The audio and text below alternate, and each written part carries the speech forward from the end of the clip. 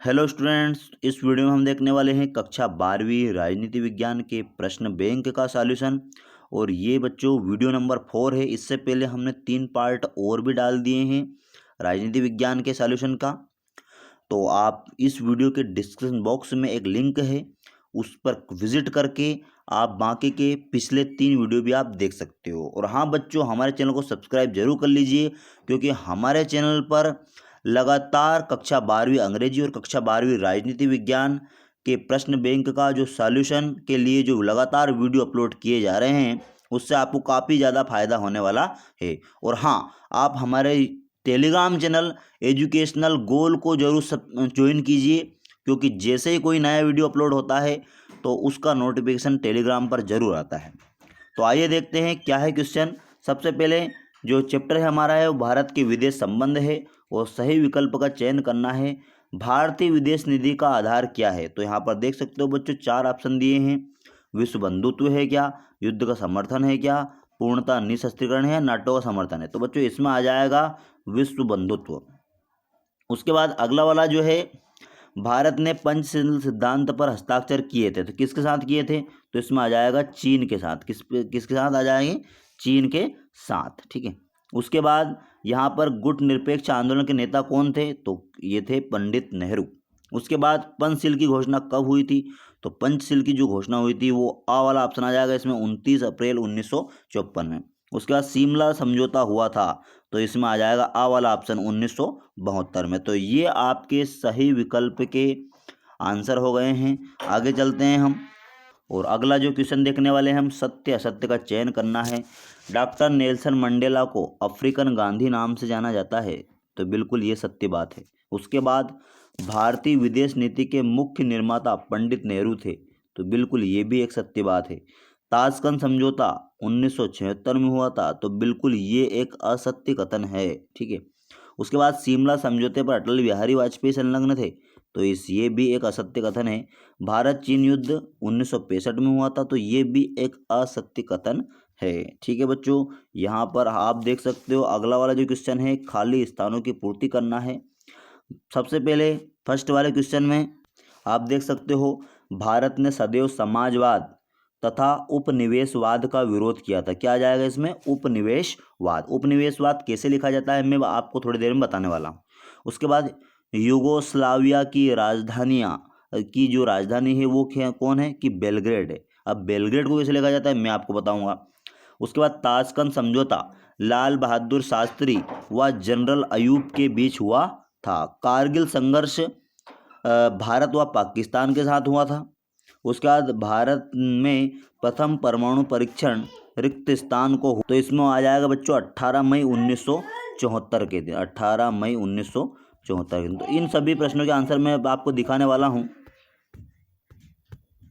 ये यहाँ पर खाली स्थान का पूरा आंसर है, आंसर शीट है, आप देख सकते हो। इनको आप देख सकते हो कि कैसे जनरल लोग लिखना है, उपनिवेशवाद लिखना है, बेलग्रेड लिखना है, और 18 मई 1974 लिखना है, ठीक है।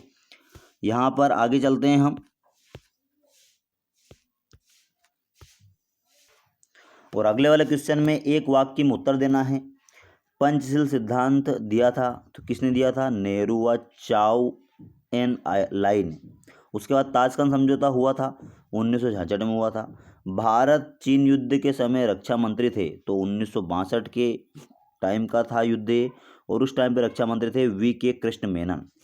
उसके बाद विदेश नीति है, किसी राष्ट्र का विदेश में किया गया संबंध ही विदेश नीति कहलाता है। उसके बाद शांतिपूर्ण सह अस्तित्व से क्या तात्पर्य है? तो आप देख सकते हो यहाँ पर ये वाला आंसर लिखना है आपको कि विश्व बंधुत्व प्रेम व सामंजस्य से रहना ही शांतिपूर्ण सह अस्तित्व है। अगले वाला क्वेश्चन है बच्चों, देख सकते हो आप, भारतीय विदेश नीति के मुख्य सिद्धांत लिखना है। यहाँ लघु उत्तरीय प्रश्न है, 2 नंबर के प्रश्न है ये। और अगला वाला क्वेश्चन लघु उत्तरीय में है, भारत का संयुक्त राष्ट्र संघ में क्या योगदान है? विकास शिखर सम्मेलन क्या है? प्रवासी क्या है? और भारत के पड़ोसी देशों के नाम लिखना है। तो इन चारों प्रश्नों के उत्तर हम देखने वाले हैं। आइए देखते हैं इन प्रश्नों के आंसर।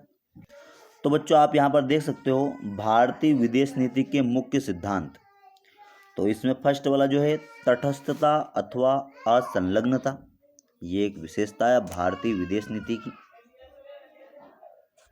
भारतीय विदेश नीति के सिद्धांत हैं। उसके बाद बच्चों आप देख सकते हो सह अस्तित्व अथवा पंचशील, आपको एक्सप्लेन करके बताया है। आंतरिक मामलों में विदेशी हस्तक्षेप का विरोध, आगे एक्सप्लेन है।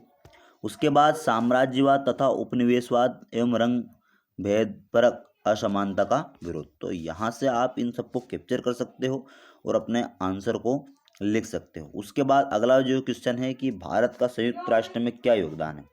तो यहाँ पर 3 पॉइंट में हमने, आगे भी पॉइंट हैं इसके, देख सकते हो आप, कम से कम 4 पॉइंट हमने इसको बताए हैं। तो आप इन सबको कैप्चर कर सकते हो कि भारत का संयुक्त राष्ट्र में क्या योगदान है। देख सकते हैं आप, ओनली 2 मार्क्स का क्वेश्चन है, लेकिन हमने इसमें 3 से 4 पॉइंट बताए हैं, तो आप इनको आप कर सकते हो। उसके बाद आगे जो है प्रवासी क्या है। तो प्रवासी वो लोग हैं जो लोग भारत छोड़कर विदेशों में रह रहे हैं, और ये विश्व के अनेक देशों में फैले हुए हैं। 48 देशों में रह रहे प्रवासियों की संख्या करीब 2 करोड़ है। ठीक है। उसके बाद अगला जो क्वेश्चन है भारत के पड़ोसी देशों के नाम।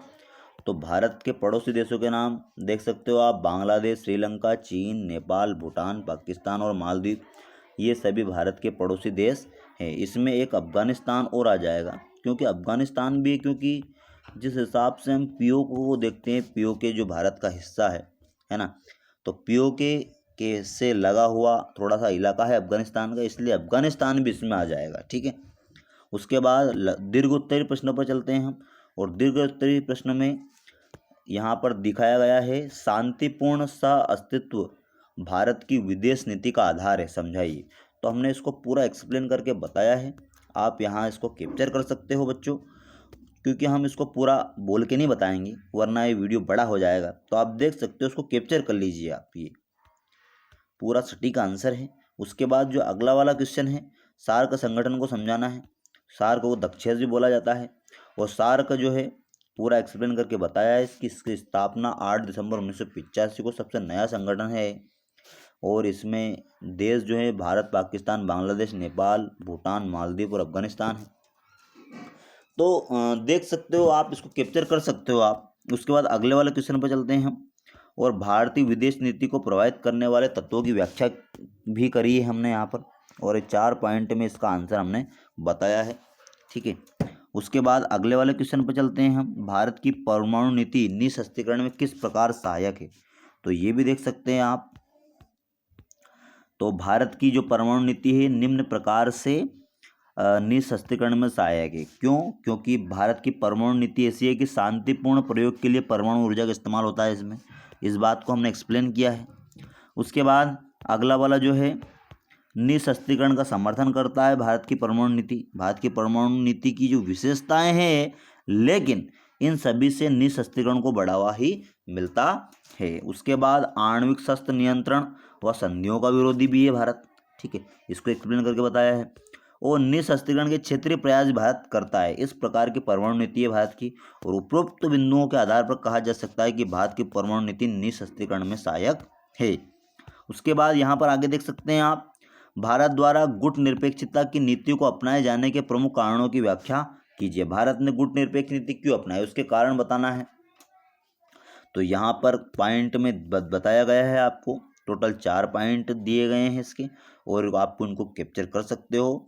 और यहाँ से आपको पता चल जाएगा कि भारत द्वारा क्यों गुट निरपेक्षता की नीति को अपनाया गया। जैसे कि साम्राज्यवाद, उपनिवेशवाद के विरोध के स्वरूप में अपनाया गया, शांतिपूर्ण जीवन व्यतीत करने की इच्छा है भारत की, उसके बाद राष्ट्रीय आज़ादी की भावना, उसके बाद आर्थिक विकास की आवश्यकता। ये सभी कुछ कारण हैं जिसके कारण भारत ने गुट निरपेक्षता की नीति को अपनाया है। तो आज के पार्ट 4 का एंड हो रहा है यहाँ पर, और पूरा सॉल्यूशन हम देख चुके हैं राजनीति विज्ञान के पार्ट 4, जो कि भारत के विदेश संबंध है, ये वाला चैप्टर था। Thanks for watching this video.